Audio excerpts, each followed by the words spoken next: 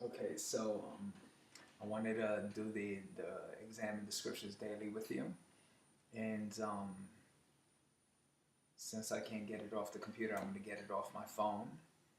It says, I can't believe you gave me this much trouble to make a video for you. And another thing is, this morning when I walked past a gasoline station that's right around the corner, um, I took in a sniff and I thought of you because of what you told me the other day. Okay, so it says it's taken from Second Thessalonians chapter 2 verse 1 and 2. It says, "Brothers, we request you not to be quickly shaken from your reason. Hoaxes, scams, and deception are all too common in this present system of things. This should not surprise us. As we approach the end of this wicked system, Satan's anger grows because he has only a short period of time left. So we can expect increased duplicity on the part of those who are influenced by the devil, especially toward those who promote true worship. Misleading statements and outright lies about Jehovah's servants and their beliefs are sometimes featured in the media, newspaper headlines, television documentaries, internet web pages are used to propagate untruth. As a result, some people become disturbed, gullibly believing such lies. To counteract this demoralizing tactic of our enemy, we are grateful that we have God's word, which is beneficial for setting things straight. And obviously that scripture at 2 Timothy 3:16, all scriptures is inspired of God, beneficial for teaching, reproving, setting things straight. So that's for the 21st today. I wanted to do that with you, and you'll let me know what you think when I'm talking with you in a little while. Personally, my thoughts on the thing is I stay away. I tend to have a habit of staying away from things on the internet that speaks negatively about Jehovah's organization. I know on YouTube they have like 1 trillion videos there, which tries to break down, tries to find fault and stuff like that. I stay away from it because believe me, I will never become an apostate. Never. I will never. I have my flaws, as many people are well aware of, but I will never turn on the truth. My like I mentioned yesterday, my allegiance is with the truth. My allegiance is with Jehovah, with his son, his organization. If there's any fault, the fault is my own. It's not against anything that has to do with Jehovah or his movement. So me personally, I just tend to stay away. And not to say that I stay away because I feel that if I look at it, it might buckle me. That's not why. We're encouraged through the organization so many times that you just stay away from it because it can lay seeds of doubt. And that's exactly, I'm not even putting it to the test. The truth is valuable to me, and I wouldn't even risk it having seeds of doubt. Jehovah has put too much effort into me personally for me to turn on him. So, though I have my issues, and Jehovah is very well aware of it, I will never turn on his structuredized or visible organization. I will never do that. So I know that much about me, and I'm happy that he doesn't ever take the truth away from me. So that was it. I wanted to share that with you. I keep thinking the gasoline thing. You gotta stop that, girl. Okay, another thing I wanted to mention to you. Let me put this phone away real quick.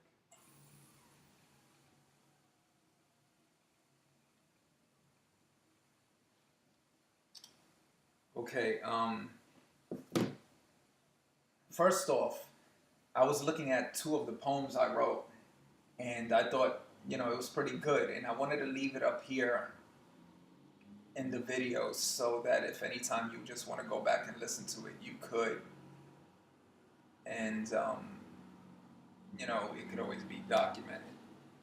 So one of which I wrote lightning in a bottle right here.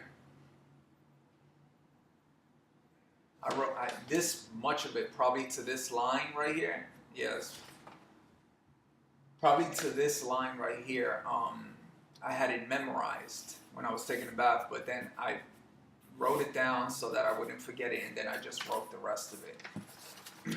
But this one, which was funny, Rare Beauty, I wrote on a piece of paper because I didn't need to just, I had paper at the time. I wrote it here because I couldn't find paper throughout my house and I didn't want to forget it.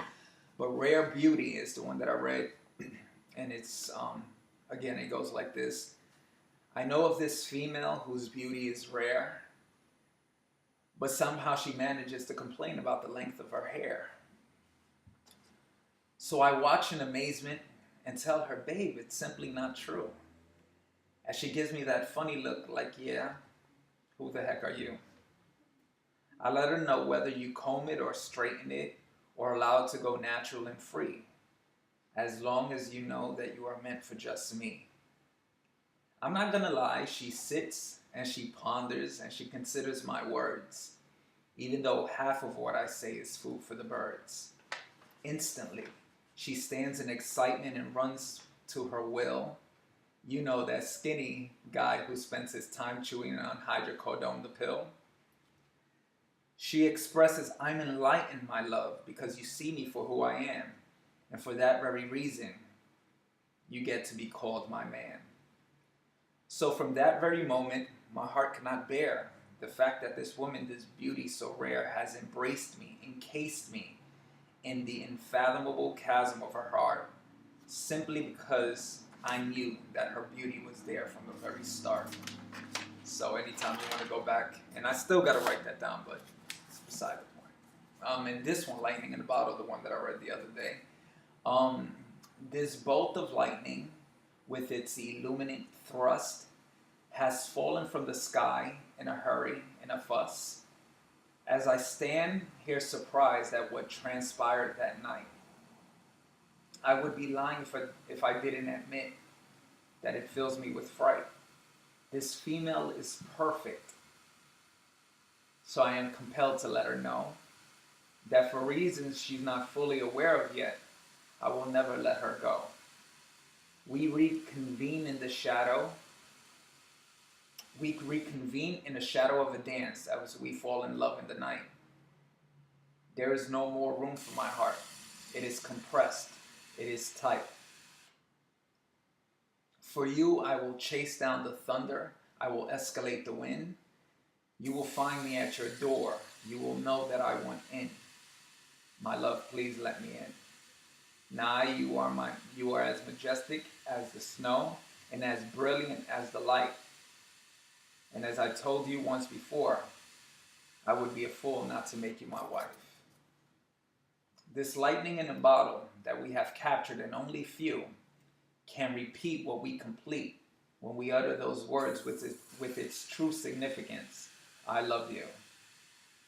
So to my woman who is my queen, I'm going to have to repeat that. So to my woman who is my queen, I have said it from the start. You are now and to be forever the gatekeeper, the very essence of my heart. So, anytime. Now, something I forgot, you asked me yesterday, you said, oh, tell me something, something,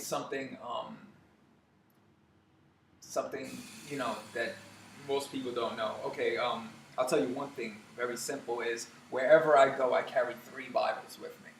Wherever I go. I have a gray bag that I carry. It's not a purse or anything, but it's a gray bag. I carry this one because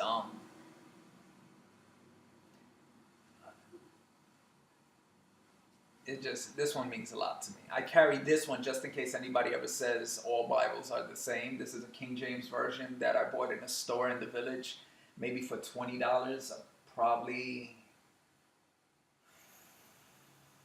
4 or 5, no, maybe. It was a long time ago I bought this. I saw it, I thought it was really pretty. And anytime someone says, "Oh, all Bibles are the same," or all Bibles are not the same, then I just show them the King James version, and this is actually very helpful. This one I carry, obviously, because I said it's close to me.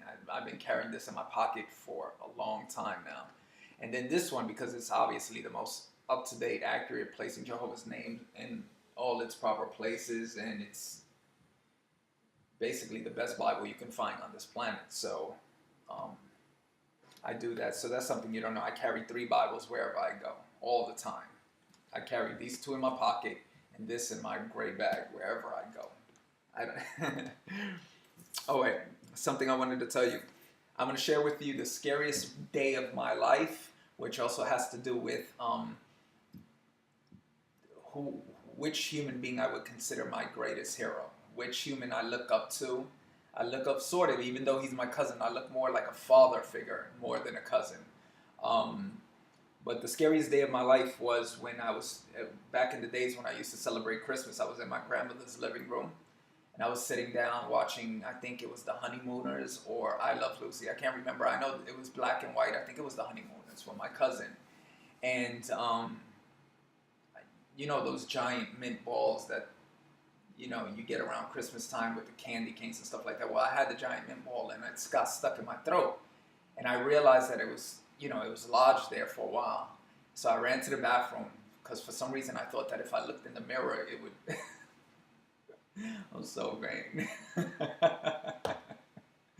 For some reason I thought that if I looked in the mirror, I would gain some comfort or something. I don't know what it was, but I realized that it was preventing me from breathing. I was panicking. I thought I was going to literally die. So I ran without being able to breathe. I stopped breathing at one point. And I ran to my cousin. I ran back to the living room because it was my grandmother sleeping in the back as she did often, and it was my cousin in the living room. His name is Anthony, by the way, and he was just sitting there, and I pointed that I was choking. So it was so surreal because when I was looking at the way he handled it, he's just got up from the couch like it was nothing for him, like it was no problem. He got up from the couch, he did the Heimlich maneuver on me. I vomited on top of just spitting out the ball, and he just looked at me and went to go sit back down on the couch.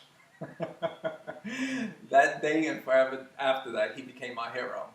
And I don't say that too much about human beings, but if I considered one person on this planet to be amazing, and I don't let him know because I give him a hard time. We joke around with each other whenever we do talk, but this man put countless amount of hours into me. He's about 4 or 5 years older than me, but he put countless amount of hours into paying attention to me, talking with me. I mean, he's a real science fiction buff and he's real smart. He's the one that I told you he lives in Arizona and he's a walking encyclopedia. And he knows about everything. He could have been like a pawn star, like selling, he knows a little bit about everything. And he would spend time talking to me about movies, about culture, about clothing, about music, which is his biggest thing. And he didn't have to spend that time with me. So, and besides the fact that he did save my life, probably on more than one occasion, but if I had to consider somebody on this planet my hero, it's my cousin Anthony Hernandez. He means the world to me, but don't tell him I told you. So I just wanted to, tell you a couple of things. All right, I'm gonna go back and watch Wendy Williams.